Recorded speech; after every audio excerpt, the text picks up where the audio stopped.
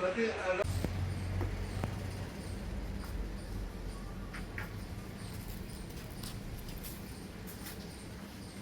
पैमाने पर current account, mule account और जो भी कारपोरेट अकाउंट है वो बेच कर आगे साइबर जो ठगी है उसमें यूज़ कर रहे हैं। इस गिरोह के कल संजय अरोड़ा जो मेन आरोपी था उसके से कल हमने 6 लोग गिरफ्तार करे थे और आज हमने और उसी गिरोह से जुड़े हुए 4 और अन्य लोगों को गिरफ्तार कर लिया है।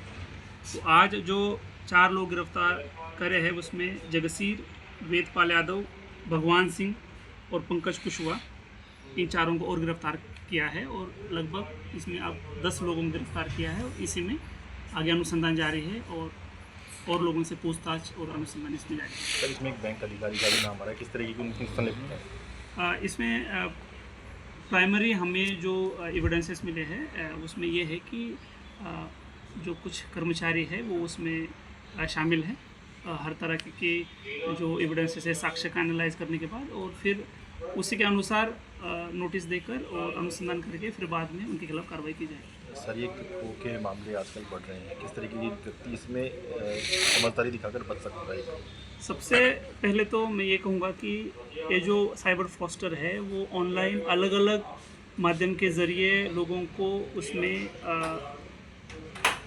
उसमें इन्वेस्ट करने के लिए भाग पड़ते हैं। तो उसमें आप देखोगे कि जो मल्टी लेयर मार्केटिंग हो सकता है या क्रिप्टो में इन्वेस्टमेंट पे हाई रिटर्न वाला हो सकता है या गेमिंग प्लेटफॉर्म हो सकता है, बेटिंग प्लेटफॉर्म हो सकता है और अन्य तरीके से वो क्या करते हैं कि जो लोगों को उसमें झांसा देकर उसमें इन्वेस्ट करने के लिए और पैसा देने के लिए उसमें मजबूर करते हैं। दूसरी चीज़ ये है कि बहुत सारे लोगों को टेलीग्राम चैनल पे और व्हाट्सअप चैनल पे इस तरह की जो एडवर्टाइजमेंट आ सकती है कि आप अपना जो अकाउंट है वो रेंट पे या कमीशन पे दे दो, इस तरह से।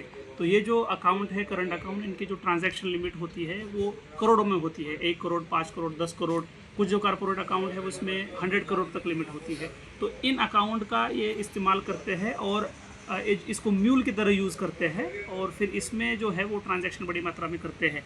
इन्होंने अभी एक नई तरीका जो है वो इसमें अपना लिया है, जैसे कि ये जो है USDT में जैसे बहुत सारा पैसा आप देखोगे तो इसमें बाहर भी पैसा जा रहा है गेमिंग प्लेटफॉर्म से, बेटिंग प्लेटफॉर्म से, और ये जो कमीशन है इनको USDT में आता है।